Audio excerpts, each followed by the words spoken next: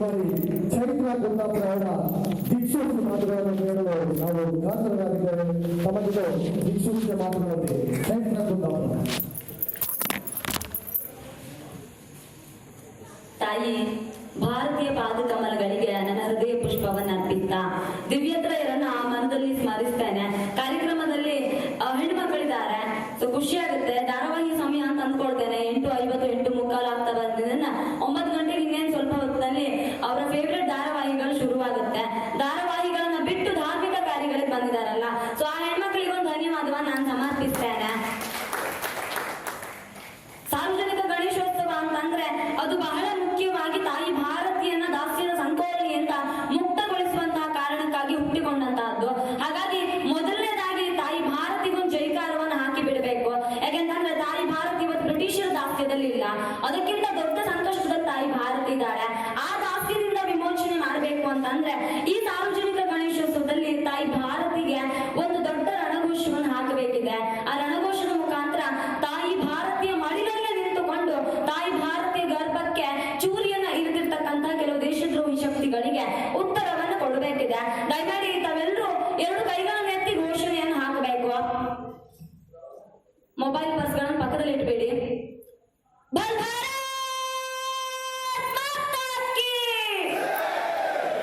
ಧನ್ಯವಾದಗಳು. ಒಂದ್ಸಲ ಎಲ್ಲ ಹುಡುಗರು ಸುಮ್ಮನಿದ್ಬೇಡಿ. ಹೆಣ್ಮಕ್ಳಿದ್ದೀರಾ, ಕೇವಲ ಹೆಣ್ಮಕ್ಳು ಮಾತಿಂದ್ರು ಮಾತ್ರ ಘೋಷಣೆಯನ್ನು ಹಾಕಬೇಕು. ಕೇವಲ ಹೆಣ್ಮಕ್ಳು ಮಾತ್ರ, ಹುಡುಗರು ಮಾತನಾಡೋ ಹಾಗಿಲ್ಲ.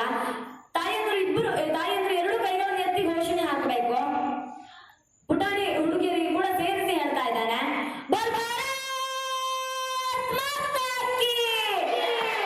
ಧನ್ಯವಾದಗಳು. ಬಹುಶಃ ಈ ಗಣೇಶೋತ್ಸವದ ವೇದಿಕೆ ನಾನಿದು 2ನೇ ವರ್ಷದ ವೇದಿಕೆಯಲ್ಲಿ ನಿಂತಿದ್ದೇನೆ. ಖುಷಿ ಆಗುತ್ತೆ. ಬಹುಶಃ ಈ ತರಹದ ಕಾರ್ಯಕ್ರಮಗಳ ಸಂಖ್ಯೆ ಪ್ರತಿ ವರ್ಷ ಜಾಸ್ತಿ ಆದಾಗೆ ಇದು 42ನೇ ವರ್ಷದ ಸಾರ್ವಜನಿಕ ಗಣೇಶೋತ್ಸವ. ಮುಂದೆ ಒಂದೊಮ್ಮೆ ಗಣೇಶ ಏನಾದ್ರೂ ಹಾರೈಸಿ ಬಿಟ್ರೆ 50ನೇ ವರ್ಷದ ಇಲ್ಲಿನ ಗಣೇಶೋತ್ಸವವನ್ನ ಹೆಣ್ಣು ಮಕ್ಕಳು ಮಾಡುವ ಹಾಗೆ ಆಗ್ಲಿ ಅಂತ ನಾನು ಕೋರ್ತೇನೆ. ಯಾಕಂತಂದ್ರೆ ಹುಡುಗರು 42 ವರ್ಷದಿಂದ ಮಾಡ್ತಾ ಇದ್ದಾರೆ, ಅವ್ರಿಗೂ ಸ್ವಲ್ಪ ರೆಸ್ಟ್ ಕೊಡೋಣ. ಮನೆಯ ತಾಯಂದ್ರು ತಮ್ಮ ಟಿವಿ ಸೀರಿಯಲ್ಗಳನ್ನ ಬಿಟ್ಟು ಹೊರಗೆ ಬರಲಿ, ದೇವರ ಕಾರ್ಯಗಳನ್ನು ಮಾಡ್ಲಿ. 50ನೇ ವರ್ಷದ ಕಾರ್ಯಕ್ರಮವನ್ನ ಇಲ್ಲಿ ಹೇಗೆ ಹುಡುಗರು ನಿಂತಿದ್ದಾರಲ್ಲ ಹಾಗೆ ಹೆಣ್ಣು ಮಕ್ಕಳು ತಾಯಂದ್ರು ಬಂದು ನಿಂತು ಕಾರ್ಯಕ್ರಮವನ್ನು ಮಾಡುವ ಹಾಗಾಗ್ಲಿ ಅಂತ ನಾನು ಕೋರಿಕೊಳ್ತೇನೆ. ಬಹುಶಃ ಅದರ ಅಗತ್ಯತೆ ಇವತ್ತಿದೆ. ಯಾಕೆಂತಂದ್ರೆ ಕೇವಲ 2 ಗಂಟೆಗಳ ಹಿಂದೆ ಒಂದು ಫೋನ್ ಕಾಲ್ ಬಂತು. ಭಜನಾ ಸ್ಥಳದ ಹಿರಿಯ ಕಾರ್ಯಕರ್ತರೊಬ್ರು ಫೋನ್ ಮಾಡಿದ್ರು. ಅವ್ರು ಮಾತನಾಡಿದಾಗ ಅವರು ಹೇಳಿದ ವಿಚಾರ ಕೇಳಿ ನಾನು ಒಂದ್ಸಲ ಬೆಗುತ್ತು ಬಿಟ್ಟೆ. ಕಾರಣ ಇಷ್ಟೇ, ಇವತ್ತು ಗಣೇಶ ಚತುರ್ಥಿ. ಎಲ್ಲ ಕಡೆ ನಾವು ಗಣೇಶನ ಮೂರ್ತಿಗಳನ್ನ ಇಡ್ತಾ ಇದ್ದೇವೆ. ಬೆಳಗ್ಗೆ ಪ್ರಾರಂಭ ಆಗುತ್ತೆ. ಬೆಳಗಿನ ಸುಮುಹೂರ್ತದಲ್ಲಿ ನಮಗೆ ಬೇಕಾಗಿರ್ತಕ್ಕಂಥ ಗಣೇಶನ ಮೂರ್ತಿಯನ್ನು ನಾವು ನಮ್ಮ ವಾಹನಗಳು ತೆಗೆದುಕೊಂಡು ಬರ್ತೇವೆ. ಅವರ ಕಥೆಯನ್ನು ಹೇಳಿದ್ರು. ಇದು ನಿಜವಾದ ಘಟನೆ ಇವತ್ತು ನಡೆದಿರುವಂತಹದ್ದು. ಆ ಗಣೇಶನ ಮೂರ್ತಿಯನ್ನ ಒಂದಷ್ಟು ಜನ ಹುಡುಗರು ಒಂದು ಪುಟ್ಟ ಗಾಡಿಯನ್ನು ತಗೊಂಡು ಬರ್ತಾ ಇದ್ದಾರೆ. ಬುಖಾರಿ ಅಂತಕ್ಕಂಥ ಒಂದು ಕಾಲೋನಿಗೆ ಬರ್ತಾ ಇದ್ದ ಸಂದರ್ಭದಲ್ಲಿ ಆ ಗಾಡಿಯನ್ನ ಅಡ್ಡಗಟ್ಟಿದ್ದಾರೆ. ಆ ಗಾಡಿಯನ್ನ ಅಡ್ಡಗಟ್ಟಿ ಇಲ್ಲಿ ನಮ್ಮ ಮಸೀದಿ ಇದೆ, ಹಾಗಾಗಿ ನೀವು ಗಣೇಶನ ತೆಗೆದುಕೊಂಡು ಹೋಗಬಾರದು ಅಂತ ಹೇಳಿದ್ದಾರೆ. ಬಹುಶಃ ಆಶ್ಚರ್ಯ ಆಗಬಹುದೇನೋ, ಇದು ದೂರದಲ್ಲೇನೋ ಕಾಶ್ಮೀರದಲ್ಲಿ ನಡೆದಿರ್ತಕ್ಕಂಥ ವಿಚಾರ ಅಲ್ಲ. ಇವತ್ತೇ ಇದೇ ಉಡುಪಿ ಜಿಲ್ಲೆಯ ಪಕ್ಕದ ಊರು ಶಿರೂರಿನ ಪಡುವರಿಯಲ್ಲಿ ನಡೆದಿರ್ತಕ್ಕಂತಹ ಘಟನೆ. ಭಯ ಆಯ್ತು ನನಗೆ, ನಾವು ಉಡುಪಿಯಲ್ಲಿದ್ದೇವೋ ಅಥವಾ ತಾಲಿಬಾನ್ ರಾಷ್ಟ್ರದಲ್ಲಿದ್ದೇವೋ ಅಂತ. ಇದು ಇವತ್ತಿನ ಪರಿಸ್ಥಿತಿ. ನಾವು ಬಹಳ ಹೆಮ್ಮೆಯಿಂದ ಹೇಳ್ಕೊಳ್ತೇವೆ, ಕರ್ನಾಟಕ ನಿಜಕ್ಕೂ ಕೂಡ ಸುಭದ್ರವಾಗಿರುವಂತಹದ್ದು, ಕೋಮು ಸೌಹಾರ್ದವಾಗಿರ್ತಕ್ಕಂತಹ ರಾಜ್ಯ ಅಂತ. ಬಹುಶಃ ಇವತ್ತು ನಾವು ಪ್ರಶ್ನೆ ಮಾಡಿಕೊಳ್ಬೇಕು, ನಾನು ಆರಾಧಿಸುವ ಗಣಪತಿಯ ಮೂರ್ತಿಯನ್ನು ತೆಗೆದುಕೊಂಡು ಹೋಗೋದಕ್ಕೆ ಅವರ ಮಸೀದಿ ಇದೆ ಅನ್ನುವ ಕಾರಣಕ್ಕೆ ಅಡ್ಡಗಟ್ತಾರೆ ಅಂತ ಆದ್ರೆ, ಇವತ್ತು ಗಣೇಶನ ಮೂರ್ತಿಯನ್ನ ತೆಗೆದುಕೊಂಡು ಹೋಗೋದಕ್ಕೆ ಅಡ್ಡಗಟ್ಟಿದವರು ನಾಳೆ ನನ್ನ ಮನೆಯಲ್ಲಿ ಗಣೇಶನನ್ನ ಪೂಜೆ ಮಾಡೋದಕ್ಕೆ ಅಡ್ಡಗಟ್ಟೋದಿಲ್ಲ ಅನ್ನೋದಕ್ಕೆ ಏನ್ ಸಾಕ್ಷಿ? ಬಹುಶಃ ಇವತ್ತು ಈ ಆತಂಕದಲ್ಲಿ ನಾವು ಬದುಕ್ತಾ ಇದ್ದೇವೆ. ಅದು ಬುದ್ಧಿವಂತರ ಜಿಲ್ಲೆ ಉಡುಪಿಯಲ್ಲಿ ಇಂತ ಅದೊಂದು ಆತಂಕ ಮನೆ ಮಾಡುತ್ತೆ ಅಂತ ಆದ್ರೆ ನಾವಿವತ್ತು ಎಲ್ಲಿಯವರೆಗೆ ಬಂದು ನಿಂತಿದ್ದೇವೆ, ನಮ್ಮ ಪರಿಸ್ಥಿತಿ ಎಲ್ಲಿಯವರೆಗೆ ಬಂದು ನಿಂತಿದೆ ಅಂತ ನಾವು ಯೋಚನೆ ಮಾಡ್ಬೇಕಾಗಿದೆ. ಅದು ಅರ್ಥನೇ ಹಿರಿಯರು ಗುರುಮೆ ಸುರೇಶ್ ಶೆಟ್ಟಿ ಅವರು ಮಾತನಾಡ್ತಾ ಹೇಳಿದ್ರು, ಕರಾವಳಿಯಲ್ಲಿ ಇವತ್ತಿದ್ದ ಧಾರ್ಮಿಕ ಜಾಗೃತಿ ಅವಶ್ಯಕತೆ ಇದೆ ಅಂತ. ಖಂಡಿತ ಕರಾವಳಿ ಧಾರ್ಮಿಕ ಜಾಗೃತಿ ಅವಶ್ಯಕತೆ ಇದೆ. ಇವತ್ತಿಗೂ ಕೂಡ ಕರಾವಳಿಯ ಅವಿಭಜಿತ ಜಿಲ್ಲೆಗಳು ಹೇಳಿಕೊಳ್ತವೆ ಹಿಂದುತ್ವದ ಭದ್ರಕೋಟೆ ಅಂತ. ಆದ್ರೆ ಕರಾವಳಿಯ ಈ 2 ಅವಿಭಜಿತ ಜಿಲ್ಲೆಗಳು ಹಿಂದುತ್ವದ ಭದ್ರಕೋಟೆ ಯಾಕಾದ್ರೂ ಗೊತ್ತೇನು? ಎಲ್ಲಿ ನಿಮಗೆ ಸಮಸ್ಯೆ ಇರ್ತದೋ ಅಲ್ಲಿ ನೀವು ಸಿಡಿದು ಹೇಳ್ತೀರಾ. ಬಹುಶಃ ಆ ಸಮಸ್ಯೆ ಇರುವ ಕಾರಣಕ್ಕೇನೆ ಇವತ್ತು ನಾವು ಸಿಡಿದು ಹೇಳುವಂತಹ ಅನಿವಾರ್ಯತೆಗಳು ಬಂದಿದೆ. ಕರಾವಳಿಯಲ್ಲಿ ಇವತ್ತು ನಮಗೆ ಕಾಡ್ತಿರ್ತಕ್ಕಂತಹ ಸಮಸ್ಯೆಗಳ ಸಂಖ್ಯೆ ಇದೆಯಲ್ಲ, ಅದು ದಿನೇ ದಿನ ಏರ್ತಾ ಇರುವ ಕಾರಣಕ್ಕಾಗಿ ಇವತ್ತು ನಾವು ಸಿಡಿದು ಹೇಳಲೇಬೇಕಾದಂತಹ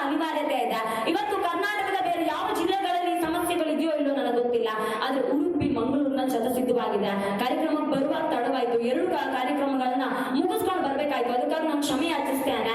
2ನೇ ಕಾರ್ಯಕ್ರಮವನ್ನ ನಾನು ಮುಗಿಸಿದ್ದು ಸುಳ್ಯದಲ್ಲಿ. ಬಹುಶಃ ನೀವು ಕೇಳಿರ್ಬಹುದು, ಕಳೆದ ವರ್ಷ ನಾವು ಪ್ರತಿ ಸಲ ಹೇಳ್ಬೇಕಾದ್ರೆ ಹೆಣ್ಮಕ್ಳಿದ್ದಾರೆ ಅಂದ ತಕ್ಷಣ ಲವ್ ಜಿಹಾದ್ ನ ವಿಚಾರವನ್ನು ಮಾತಾಡ್ತೇವೆ. ಅಫ್ಕೋರ್ಸ್ ಲವ್ ಜಿಹಾದ್ ಅಥವಾ Romeo jihad alias A Holi war of love ಅಂತ ನಾವೇನ್ ಕರಿತೇವೆ, ಇದು ಬರೀ ಹೆಣ್ಮಕ್ಳ ಮೇಲೆ ಮಾತ್ರ ಆಗ್ತಾ ಇಲ್ಲ, ಹುಡುಗರ ಮೇಲೆ ಕೂಡ ಆಗ್ತಾ ಇದೆ ಅನ್ನೋದಕ್ಕೆ ಸಾಕ್ಷಿಯಾಗಿ ಹೋದ ವರ್ಷದ ಸುಳ್ಯದ ಒಂದು ಘಟನೆ ಇವತ್ತಿನ ಕಾರ್ಯಕ್ರಮದಲ್ಲಿ ಹೆಮ್ಮೆ ಆಗುತ್ತೆ. ಮತ್ತು ಬಹುಶಃ ನಾವು ದೈವ ದೇವರುಗಳನ್ನು ನಂಬತಕ್ಕಂತಹ ಕಾರಣಕ್ಕೂ ಏನೋ ಒಮ್ಮೊಮ್ಮೆ ನಮ್ಮ ದೈವ ದೇವರುಗಳ ಮೇಲಿರ್ತಕ್ಕಂತಹ ನಮ್ಮ ಶ್ರದ್ಧೆ ನಮ್ಮನ್ನು ಕಾಪಾಡ್ತದೆ ಅನ್ನೋದಕ್ಕೆ ಸುಳ್ಯದ ಆ ಘಟನೆ ಸಾಕ್ಷಿ.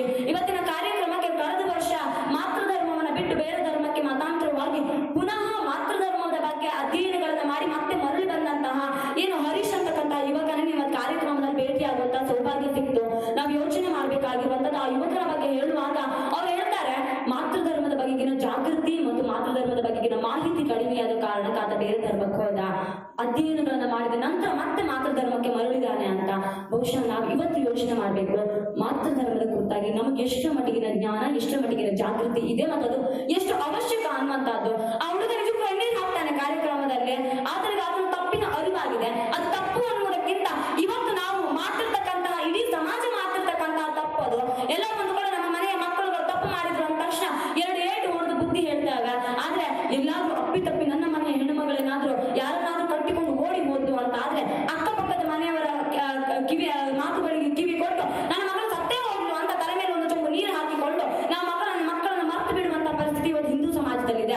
ನಿಜ ನಾವಿವತ್ತು ಮಾನ ಮರ್ಯಾದೆಗೆ ಅಂಜುತ್ತೇವೆ, ಆದ್ರೆ ಆ ಹುಡುಗನ ಪರಿಸ್ಥಿತಿಯನ್ನು ಕಂಡಾಗ ಒಂದೊಮ್ಮೆ ಆತನನ್ನು ನಾವು ಮತ್ತೆ ಮಾತೃಧರ್ಮದಲ್ಲಿ ಅಷ್ಟೇ ಗೌರವದಿಂದ ಸ್ವೀಕಾರ ಮಾಡದೆ ಹೋಗಿದ್ರೆ ಇವತ್ತು ಬಹುಶಃ ಆತ ICCಗೆ ಸೇರ್ತಾ ಇದ್ದು ಏನೋ. ಆದ್ರೆ ಮಾತೃಧರ್ಮಗಳು ಹಾಗೆ ಮಾಡೋದಿಲ್ಲ. ಯಾಕೆಂತಂದ್ರೆ ಇದು ಹಿಂದೂ ಅನ್ನೋದು ಬರೀ ಧರ್ಮ ಅಲ್ಲ, ಇದೊಂದು ಜೀವನ ಪದ್ಧತಿ ಅನ್ನುವಂಥದ್ದನ್ನ ಅವರು ಕೂಡ ಅರ್ಥ ಮಾಡಿಕೊಂಡಿದ್ದಾರೆ. ಅರ್ಥ ಮಾಡಿಸಬೇಕಾದಂತಹ ಜವಾಬ್ದಾರಿ ಇವತ್ತು ನಮ್ಮ ಮೇಲಿದೆ. ಒಂದೊಮ್ಮೆ ನಮ್ಮ ಮನೆಯ ಹೆಣ್ಣು ಮಕ್ಕಳು ಏನಾದ್ರೂ ಅಪ್ಪಿತಪ್ಪಿ ಏನು ತಪ್ಪು ದಾರಿ ಹಿಡಿದು ಬಿಟ್ರೆ ಅವರನ್ನ ತಿದ್ದಿ ಮತ್ತೆ ನಮ್ಮ ಧರ್ಮದೊಳಗೆ ಮತ್ತೆ ನಮ್ಮ ಮನೆಯ ಮನಸ್ಸುಗಳೊಳಗೆ ಕರೆದುಕೊಂಡು ಬರ್ಬೇಕಾಗಿರ್ತಕ್ಕಂತಹ ಪ್ರಯತ್ನವನ್ನು ನಾವಿವತ್ತು ಮಾಡಬೇಕು. ಹಾಗೆ ಮಾಡದೆ ಹೋದ್ರೆ ನಮ್ಮದೇ ಮನೆಯ ಹೆಣ್ಣು ಮಕ್ಕಳು ನಾಳೆ ನಮ್ಮದೇ ದೇಶದ ವಿರುದ್ಧ ಬಾಂಬ್ ಕಟ್ಟಿ ಏನು ದೇಶದ್ರೋಹಿ ಘಟನೆಗಳಿಗೆ ಸಾಕ್ಷಿಯಾಗುವಂತಹ ಸಾಧ್ಯತೆಗಳಿದೆ. ಅದಕ್ಕೆ ನಾವು ಎಚ್ಚರಿಕೊಳ್ಬೇಕಾಗುವಂತಹ ಅನಿವಾರ್ಯತೆ ಇವತ್ತು ನಮ್ಮ ಮನೆಗಳಲ್ಲಿದೆ. ಯಾಕೆಂತಂದ್ರೆ ಬಹಳ ಸಂದರ್ಭಗಳಲ್ಲಿ ನಾವು ಯೋಚನೆ ಮಾಡ್ತೇವೆ, ಧಾರ್ಮಿಕ ಕಾರ್ಯಗಳು ಅಂತಂದ್ರೆ ದೇವರಿಗೆ ಪೂಜೆ ಮಾಡೋದು ಮಾತ್ರ ಅಲ್ಲ, ದೇವರನ್ನ ಪೂಜೆ ಮಾಡೋದಂತ ತಡೆಯುವಂತಹ ಕೆಲವು ಷಡ್ಯಂತ್ರ ಮಾಡ್ತಕ್ಕಂತಹ ಕೆಲವು ಪಿತೂರಿ ಮಾಡುವ ಕೆಲವೊಂದಷ್ಟು ಕುತಂತ್ರಿಗಳಿದಾರಲ್ಲ, ಆ ಕುತಂತ್ರಿಗಳ ವಿರುದ್ಧ ಹೋರಾಡೋದು ಕೂಡ ಧರ್ಮ ಕಾರ್ಯ, ಅದು ಕೂಡ ದೇವರ ಕಾರ್ಯವೇ. ಆ ಕಾರ್ಯವನ್ನ ಇವತ್ತು ಈ ಸಂಘಟನೆಗಳು ಮಾಡ್ತಾ ಇದೆ. ಆ ನಿಟ್ಟಿನಲ್ಲಿ ನಾವು ಇವತ್ತು ಪ್ರಯತ್ನವನ್ನ ಮಾಡಬೇಕು. ಬಹುಶಃ ಇವತ್ತು ಬೆಳಗ್ಗೆ ನಡೆದ ಶಿರೂರಿನ ಪಡುವರಿಯ ಈ ಘಟನೆ ಮುಂದೊಂದು ದಿನ ಹೆಜಮಾರಿಗೆ ಆಗಬಾರದು ಅಂತ ಆದ್ರೆ ನಾವಿವತ್ತು ನಮ್ಮ ಮನೆಯ ಮಕ್ಕಳನ್ನು ಜಾಗೃತಗೊಳಿಸಬೇಕಾದಂತಹ ಅನಿವಾರ್ಯತೆ ಇದೆ. 42ನೇ ಗಣೇಶೋತ್ಸವದಲ್ಲಿದ್ದೇವೆ, 50ನೇ ವರ್ಷದ ಗಣೇಶೋತ್ಸವವನ್ನು ಆಚರಿಸ್ತೇವೋ ಇಲ್ಲೋ ಅಂತ ಆತಂಕ ನಮ್ಮ ಮನೆಗಳಲ್ಲಿ ಮೂಡಬಾರದು. ಬಹುಶಃ ನಾಳೆ ನಾವು ಇದೇ ರೀತಿಯಲ್ಲಿ ಕೂತ್ಕೊಂಡು ಬಿಟ್ರೆ 50ನೇ ವರ್ಷದ ಗಣೇಶೋತ್ಸವ ಆಚರಿಸ್ತೇವೆ ಅನ್ನುವಂತಹ ಭರವಸೆ ಕೂಡ ನಮ್ಮಿಂದ ಹೊರಟು ಹೋಗಬಹುದು. ಅಂತಹ ಹತಾಶೆಯ ಪರಿಸ್ಥಿತಿಗೆ ಹಿಂದೂ ಸಮಾಜ ಯಾವತ್ತೂ ಕೂಡ ಹೋಗಬಾರದು ಅನ್ನುವಂಥದ್ದು ನಮ್ಮ ಆಶಯ. ಹಾಗೂ ಹೋಗದೇ ಇದ್ದಾಗ ಮಾತ್ರ ನಾವು ನಮ್ಮ ತನಗಳನ್ನು ಉಳಿಸಿಕೊಳ್ಳಬಹುದು. ಇವತ್ತು ಭಾರತದಲ್ಲಿ ಎಷ್ಟು ಸಂಭ್ರಮದಿಂದ ಗಣೇಶೋತ್ಸವವನ್ನು ಆಚರಿಸ್ತಾ ಇದ್ದೇವೋ ವಿದೇಶಗಳಲ್ಲೂ ಅಷ್ಟೇ ಸಂಭ್ರಮದಿಂದ ಗಣೇಶೋತ್ಸವವನ್ನು ಆಚರಿಸಲಾಗ್ತಾ ಇದೆ. ಇವತ್ತಿನ ಇಂಡೋನೇಷ್ಯಾದಲ್ಲಿ ಇವತ್ತು ಬಹಳ ಸಂಭ್ರಮದಿಂದ ಗಣೇಶೋತ್ಸವವನ್ನು ಆಚರಿಸಲಾಗ್ತದೆ. ಬಹುಶಃ ನೀವು ನೋಡಿರಬಹುದು, ಇಂಡೋನೇಷ್ಯಾದ ಕರೆನ್ಸಿ ನೋಟುಗಳ ಮೇಲೆ ಗಣಪತಿಯ ಚಿತ್ರ ಇದೆ. ಒಂದ್ಸಲ ಊಹೆ ಮಾಡ್ಕೊಂಡು ನೋಡಿ, ಗಣಪತಿ ಚಿತ್ರವನ್ನ ಭಾರತದ ಕರೆನ್ಸಿ ನೋಟುಗಳ ಮೇಲೆ ಹಾಕೋದಕ್ಕೆ ಸಾಧ್ಯನಾ? ಒಂದೊಮ್ಮೆ ಅಂತದ್ದನ್ನು ನಿರ್ಧಾರ ಮಾಡಿಬಿಟ್ರೆ ನಮ್ಮ ದೇಶದ ಬುದ್ಧಿಜೀವಿಗಳು ಹೇಗೆ ಲಭೋ ಲಭೋ ಅಂತ ಬಾಯಿ ಪಡ್ಕೊಳ್ಬಹುದು. ನಮ್ಮ ದೇಶದಲ್ಲಿ ಎಷ್ಟು ಲಡ್ಕಾಸಿ ಪ್ರಶಸ್ತಿಗಳು ವಾಪಸ್ ಬರಬಹುದು, ನಮ್ಮ ದೇಶದಲ್ಲಿ ಎಷ್ಟು ಗೋಮಾಂಸದ ಭಕ್ಷಣೆಯ ಏನು ರ್ಯಾಲಿಗಳು ನಡೀಬಹುದು ಅಂತ. ಹಿಂದೂ ದೇಶದ ಹಿಂದೂ ಧರ್ಮದ ಅಗ್ರಸ್ಥಾನ ಅಂತ ಭಾರತವನ್ನು ಕರೀತೇವೆ. ಪಾಕಿಸ್ತಾನಿಗಳು ಕೂಡ ಈ ಭಾರತವನ್ನು ಹಿಂದೂಸ್ತಾನ ಅಂತಲೇ ಕರೀತಾರೆ. ಆದ್ರೂ ಕೂಡ ಹಿಂದೂಸ್ತಾನದಲ್ಲಿ ಇಟ್ಟುಕೊಂಡು ಹಿಂದೂ ದೇವರುಗಳನ್ನ ನಮ್ಮ ಕರೆನ್ಸಿ ನೋಟುಗಳ ಮೇಲೆ ಇರಲಿ, ನಮ್ಮದೇ ಸರ್ಕಾರಿ ಕಚೇರಿಗಳ ಮೇಲೆ ಕೂಡ ಹಾಕಿಕೊಳ್ಳುವಂತಷ್ಟು ಸ್ವಾತಂತ್ರ್ಯ ನಮಗೆ ಇವತ್ತು ಇಲ್ಲದೆ ಹೋಗಿದೆ. ಸೊ ಈ ನೆಲೆಗಟ್ಟಿಗೆ ಬಂದು ನಿಂತದ್ದು ನಮ್ಮದೇ ತಪ್ಪುಗಳಿಂದ, ಬೇರೆ ಯಾರು ಮಾಡಿರ್ತಕ್ಕಂಥ ತಪ್ಪುಗಳಲ್ಲ ಇದು. ಇವತ್ತು ಎಲ್ಲಿಯವರೆಗೆ ನಾವು ನಮ್ಮ ಸಹನೆಯನ್ನು ದೌರ್ಬಲ್ಯ ಅಂತ ಅಂದುಕೊಂಡಿರ್ತೇವೋ ಅಲ್ಲಿಯವರೆಗೂ ಕೂಡ ಇಂತಹ ಘಟನೆಗಳು ನಡೀತಾನೆ ಹೋಗ್ತದೆ. ಬಹುಶಃ ಹಿಂದೂ ಒಬ್ಬ ಸಿಡಿದಿದ್ರೆ ಏನಾಗಬಹುದು ಅನ್ನೋದಕ್ಕೆ ಈ ಸಾರ್ವಜನಿಕ ಗಣೇಶೋತ್ಸವ ಸಾಕ್ಷಿ ಆಗ್ತದೆ. ಯಾಕೇನು ಬಹುಶಃ ನಾವೆಲ್ಲ ಅಂದುಕೊಳ್ತೇವೆ ಸ್ವಾತಂತ್ರ್ಯ ಪೂರ್ವದಲ್ಲಿ ಬಾಲಗಂಗಾಧರ ತಿಲಕರು ದಾಸ್ಯದ ವಿಮೋಚನೆಯನ್ನು ಮಾಡೋದಕ್ಕೆ, ಬ್ರಿಟಿಷರ ವಿರುದ್ಧ ಹೋರಾಟ ಮಾಡೋದಕ್ಕೆ ಸಾರ್ವಜನಿಕ ಗಣೇಶೋತ್ಸವವನ್ನು ಪ್ರಾರಂಭಿಸಿದ್ರು ಅಂತ. ಬಹುಶಃ ನಿಮ್ಗೆ ಗೊತ್ತಿದೆಯೋ ಇಲ್ಲೋ ಗೊತ್ತಿಲ್ಲ, ಇತಿಹಾಸದ ಪುಟಗಳನ್ನು ನಾವು ತೆರೆದು ನೋಡಿದ್ರೆ ಅಲ್ಲಿ ಬಹಳ ಸ್ಪಷ್ಟವಾಗಿ ಉಲ್ಲೇಖ ಇರುತ್ತೆ. ಮರಾಠ ಸಾಮ್ರಾಜ್ಯದ ಸಮಾಜದ ಅಧಿಪತಿಗಳು ಮೊದಲು ಸಾರ್ವಜನಿಕ ಗಣೇಶೋತ್ಸವವನ್ನು ಆಚರಿಸ್ತಾ ಇದ್ರು. ಯಾಕಂತೇನು ನಮಗೆಲ್ಲ ಗೊತ್ತು, ನಾವು ಇವತ್ತು ಬಹಳ ಹೆಮ್ಮೆಯಿಂದ ಹೇಳ್ಕೊಳ್ತೇವೆ ಮರಾಠದ ರಾಜ ಶಿವಾಜಿ ಮಹಾರಾಜ ಹಿಂದೂ ಹೃದಯ ಸಾಮ್ರಾಟ್ ಅಂತ. ಖಂಡಿತ ಅಂತ ಹಿಂದೂ ಹೃದಯ ಸಾಮ್ರಾಟ್ನ ವಂಶಸ್ಥರು ಮರಾಠರು ಬಹುಶಃ ಮುಂಬೈನಲ್ಲಿ ಪ್ರಥಮ ಬಾರಿಗೆ ಸಾರ್ವಜನಿಕ ಗಣೇಶೋತ್ಸವವನ್ನು ಆಚರಿಸ್ತಾರೆ. ಅವರ ಸಾಮ್ರಾಜ್ಯವನ್ನ ವಿಸ್ತಾರ ಮಾಡ್ತಾ ಹೋದಾಗೆಲ್ಲ ಅವರು ಸಾರ್ವಜನಿಕ ಗಣೇಶೋತ್ಸವಗಳನ್ನ ವಿಜೃಂಭಣೆಯಿಂದ ಆಚರಿಸೋದಕ್ಕೆ ಶುರು ಮಾಡ್ತಾರೆ. ನೆನಪಿಡಿ, ಮರಾಠರು ಯಾಕೆ ಗೊತ್ತಾ ಸಾರ್ವಜನಿಕ ಗಣೇಶೋತ್ಸವವನ್ನ ಅಷ್ಟು ವಿಜೃಂಭಣೆಯಿಂದ ಆಚರಿಸೋದಕ್ಕೆ ಶುರು ಮಾಡಿದ್ರು? ಯಾವಾಗ ಒಂದಷ್ಟು ಏನು ನಮಗೆ ಅರಿವಿಲ್ಲದೆ ನಮ್ಮ ಸಮಾಜದೊಳಗೆ ಒಡಕು ಮೂಡಿರ್ತಕ್ಕಂಥ ಒಂದಷ್ಟು ಧರ್ಮದ ಕೆಲಸಗಳು ನಡೀತಾ ಇವೆ ಅಂತ ಮರಾಠರಿಗೆ ಅಂದಾಜಾಯ್ತು. ಆವಾಗ ಸಾರ್ವಜನಿಕವಾಗಿ ಧರ್ಮದ ಕುರಿತಾಗಿ ಜಾಗೃತಿಯನ್ನು ಮೂಡಿಸಬೇಕು ಅಂತ ಮರಾಠರು ಸಾರ್ವಜನಿಕ ಗಣೇಶೋತ್ಸವವನ್ನು ಆಯೋಜನೆ ಮಾಡ್ತಾರೆ. ಅಂದ್ರೆ ಇದು ಧರ್ಮದ ಉಳಿವಿಗಾಗಿ ಈ ಹಿಂದೆ ಕೂಡ ಇತಿಹಾಸದಲ್ಲಿ ಇತ್ತು. ಈಗ ಮತ್ತೊಮ್ಮೆ ಸ್ವಾತಂತ್ರ್ಯದ ಹೋರಾಟಕ್ಕೆ ನಾವು ಸಜ್ಜರಾಗಬೇಕಾಗಿದೆ. ಯಾವುದೋ ಸ್ವಾತಂತ್ರ್ಯ ಹೋರಾಟ ಅಂತಂದ್ರೆ ಪೋರ್ಚುಗೀಸರ ವಿರುದ್ಧ ಹೋರಾಡಬೇಕಾದ ಅಗತ್ಯ ಇವತ್ತು ನಮಗಿಲ್ಲ, ಡಚ್ಚರ ವಿರುದ್ಧ ಹೋರಾಡಬೇಕಾದ ಅಗತ್ಯ ನಮಗಿಲ್ಲ, ಬ್ರಿಟಿಷರ ವಿರುದ್ಧ ಹೋರಾಡಬೇಕಾದ ಅಗತ್ಯ ಇಲ್ಲ. ಆ ಎಲ್ಲ ದೇಶದವರು ಇವತ್ತು ನಮ್ಮ ದೇಶದ ಒಬ್ಬ ಪ್ರಧಾನ ಸೈನಿಕ ಸೇವಕನನ್ನು ಕಳಿಸ್ಕೊಟ್ರೆ ಕೈ ಕಟ್ಕೊಂಡು ನಿಂತ್ಕೊಂಡು ಬಿಡ್ತಾರೆ. ಆದ್ರೆ ನಾವಿವತ್ತು ಸ್ವಾತಂತ್ರ್ಯದ ರಣಕಹಳೆಯನ್ನು ಮೊಳಗಿಸಬೇಕಾಗಿರುವಂತಹದ್ದು, ನಾವಿವತ್ತು ನಿಜವಾಗ್ಲೂ ಸ್ವಾತಂತ್ರ್ಯಕ್ಕೋಸ್ಕರ ಹೋರಾಡಬೇಕಾಗಿರುವಂತಹದ್ದು ನಮ್ಮ ದೇಶದ ಒಳಗೆ ಇದ್ದುಕೊಂಡು ಭಾರತವನ್ನ ಬರ್ಬಾದು ಮಾಡ್ತೇನೆ, ಭಾರತವನ್ನ ತುಂಡು ತುಂಡು ಮಾಡ್ತೇನೆ ಅನ್ನುವಂತಹ ಧೋರಣೆಗಳನ್ನು ಇಟ್ಕೊಂಡಿದ್ದಾರಲ್ಲ, ಅವರ ವಿರುದ್ಧ ಸ್ವಾತಂತ್ರ್ಯದ ಘೋಷಣೆಯನ್ನ ಮಾಡಬೇಕಾಗಿದೆ. ಸ್ವಾತಂತ್ರ್ಯದ ಹೋರಾಟಗಳಿಗೆ ಕಿಚ್ಚನ್ನು ಹಚ್ಚಬೇಕಾಗಿದೆ. ಆ ಸ್ವಾತಂತ್ರ್ಯದ ಹೋರಾಟ ಇಂತಹ ಸಾರ್ವಜನಿಕ ಗಣೇಶೋತ್ಸವದಿಂದ ಆಗಬೇಕು. ಆ ಗಣೇಶೋತ್ಸವಗಳು ಯಶಸ್ವಿ ಆಗಬೇಕು ಅಂತಂದ್ರೆ ಕೇವಲ ಮನೆಯ ತಾಯಿಯಂದ್ರು ಬಂದ್ರೆ ಸಾಕಾಗುದಿಲ್ಲ, ಅಥವಾ ಕೇವಲ ಮನೆಯ ಸಹೋದರರು ಬಂದ್ರೆ ಸಾಕಾಗುದಿಲ್ಲ. ನಮ್ಮ ಮನೆಯ ಪುಟ್ಟ ಪುಟ್ಟ ಮಕ್ಕಳನ್ನ ಕಾರ್ಯಕ್ರಮಗಳಿಗೆ ತೆಗೆದುಕೊಂಡು ಬರಬೇಕು. ಕಾರ್ಯಕ್ರಮಗಳು ಕರ್ಕೊಂಡು ಬರೋದಲ್ಲ, ಆ ಮಕ್ಕಳು ಮುಂದಿನ ಭವಿಷ್ಯತ್ತಿನಲ್ಲಿ ಇಂತಹದೇ ಕಾರ್ಯಕ್ರಮವನ್ನು ಆಯೋಜನೆ ಮಾಡುವಂತಹ ಧರ್ಮ ಜಾಗೃತಿಯನ್ನ ಅವರೊಳಗೆ ನಾವು ತುಂಬಬೇಕಾಗ್ತದೆ. ಅಂತಹ ಪರಿಸ್ಥಿತಿಗೆ ನಾವಿವತ್ತು ಬರದೆ ಹೋದ್ರೆ ಬಹುಶಃ ಇವತ್ತು ನಿಮ್ಗೆ ಯೋಗೀಶ್ ಮಾಸ್ಟರ್ ಅಂತಕ್ಕಂಥ ಒಬ್ಬ ತಲೆಕೆಟ್ಟ ಸಾಹಿತಿ ನಿಮಗೆ ಪರಿಚಯ ಇರಬಹುದು. ಡುಂಡಿ ಅಂತ ಒಬ್ಬ ಕಾದಂಬರಿಯನ್ನು ಬರೀತಾನೆ. ಆತನ ಹೇಳಿಕೊಡ್ತಾನೆ ಅದು ಡುಂಡಿ ಕಾದಂಬರಿ ಅಲ್ಲ, ನನ್ನ ಸಂಶೋಧನಾ ಗ್ರಂಥ ಅಂತ. ನೀವು ಅಲ್ಲೆಲ್ಲ ಹೋಗಿ ಅಲ್ಲಿರ್ತಕ್ಕಂಥ ಗಣೇಶನಿಗೆ ಕೈ ಮುಗ್ದು ಬಂದಿರ್ತೀರಾ. ಒಂದೊಮ್ಮೆ ಆ ಯೋಗೀಶ್ ಮಾಸ್ಟರ್ ಬರ್ದಿರ್ತಕ್ಕಂಥ ಡುಂಡಿ ಆ ಪುಸ್ತಕವನ್ನು ಓದಿದ್ರೆ, ಆ ಪುಸ್ತಕ ಅನ್ನೋ ಪದಕ್ಕೆ ನಾವು ಬಹಳ ಗೌರವ ಕೊಡ್ತೇವೆ. ಪುಸ್ತಕವನ್ನು ತಾಯಿ ಸರಸ್ವತಿ ಅಂತ ಪೂಜೆ ಮಾಡ್ತೇವೆ. ಆದ್ರೂ ನಮ್ಮ ದೌರ್ಭಾಗ್ಯ ನಾವು ಅದನ್ನ ಪುಸ್ತಕ ಅಂತ ಕರಿಬೇಕಾಗತ್ತೆ. ಡುಂಡಿ ಅಂತಕ್ಕಂಥ ಪುಸ್ತಕವನ್ನು ಓದಿದ್ರೆ ಅದರಲ್ಲಿ ಆತ ಉಲ್ಲೇಖ ಮಾಡ್ತಾನೆ, ವಿಘ್ನ ವಿನಾಶಕ ಗಣೇಶ ಒಬ್ಬ ಹೋಮ ಹವನಗಳನ್ನ ತೊಂದರೆ ಮಾಡ್ತಿರ್ತಕ್ಕಂತಹ ಮತ್ತು ಬಹಳ ಪೋಖರಿಯಾಗಿರ್ತಕ್ಕಂತಹ, ಬಹಳ ಪುಂಡಾಟವನ್ನ ಮಾಡ್ತಿರ್ತಕ್ಕಂತಹ, ಒಂದು ರೌಡಿಸಂನ ರೀತಿಯಲ್ಲಿದ್ದಂತಹ ಒಬ್ಬ ಹುಡುಗ ಅಂತ ವಿಘ್ನ ವಿನಾಶಕ ಗಣೇಶನನ್ನ ಯೋಗೀಶ್ ಮಾಸ್ಟರ್ ಬರೀತಾನೆ. ಅದು ಆತನ ಸಂಶೋಧನಾ ಗ್ರಂಥ ಅಂತೆ. ನನಗೆ ಗೊತ್ತಿಲ್ಲ, ನಾವೆಲ್ಲ ಇತಿಹಾಸ ಪುರಾಣದಲ್ಲಿ ಬಹುಶಃ ಗಣೇಶನನ್ನ ಪುಟ್ಟ ಮಕ್ಕಳು ಕೂಡ ಪುಟ್ಟ ಗಣಪ ಅಂತ ಆರಾಧಿಸ್ತಾರೆ. ಗಣೇಶನ ಹುಟ್ಟಿನ ಹಿಂದಿರ್ತಕ್ಕಂತಹ ಪುರಾಣದ ಕಥೆಗಳನ್ನು ನಾವು ಕೂಡ ಕೇಳಿರ್ತೇವೆ. ಆತನನ್ನ ದೇವರು ಅಂತ ನಾವು ಆರಾಧನೆ ಮಾಡ್ತೇವೆ. ನಾನು ದೇವರು ಅಂತ ಆರಾಧನೆ ಮಾಡುವ ಗಣೇಶನನ್ನ ಒಬ್ಬ ಲಫಂಗ, ಒಬ್ಬ ತಂಟೆಕೋರ ಅಂತ ಒಬ್ಬ ಸಾಹಿತಿ ಬರಿತಾನೆ ಅಂತಾದ್ರೆ ಆತನ ಮುಖಕ್ಕೆ ಮಸಿ ಬೆಳೆಯೋದನ್ನು ತಪ್ಪೇನು ಸ್ವಾಮಿ ಇದೆ?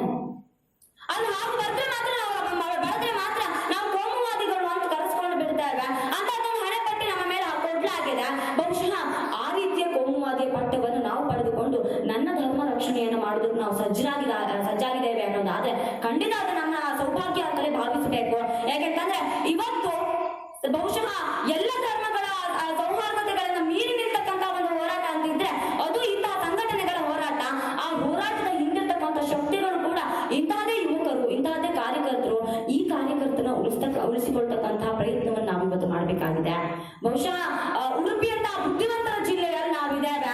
ಇವತ್ತು ನಮ್ಮ ಅಥವಾ ಈ ತರದ ಕೇಸರಿ ಶಾಲು ಹಾಕಿಕೊಂಡವರ ಜೀವನಕ್ಕೆ ಯಾವ ಸಂದರ್ಭದಲ್ಲಿಯೂ ಕೂಡ ಗ್ಯಾರಂಟಿ ಇಲ್ಲ. ಈ ತರದ ಕೇಸರಿ ಶಾಲು ಹಾಕಿಕೊಂಡು ಹೋದ್ರೆ ನೀವು ಬಹುಶಃ ಮನೆಗೆ ವಾಪಸ್ ಬರ್ತೀರಾ ಅನ್ನೋ ಯಾವ ಗ್ಯಾರಂಟಿಗಳು ಕೂಡ ಇಲ್ಲ. ನೀವು ಹೆಣವಾಗಿ ಕೂಡ ಬರಬಹುದು. ಅದು ಗೊತ್ತಿದ್ರೂ ಕೂಡ ನಾವು ಹಾಕಿಕೊಂಡು ಬರ್ತೇವಲ್ಲ, ಅದು ಹಿಂದೂ ಸಮಾಜದ ರಕ್ತಗತವಾಗಿರ್ತಕ್ಕಂತಹ ಒಂದು ತಾಕತ್ತು. ಅದು ನಿಜವಾದ ಹಿಂದೂ ಸಮಾಜದ ಸಾಮರ್ಥ್ಯ. ಆದ್ರೆ ಹಿಂದೂ ಸಮಾಜವನ್ನ ಕೆಣಕತಕ್ಕಂತಹ ಪ್ರಯತ್ನವನ್ನ ಇಂತಹದ್ದೇ ಕೇಸರಿ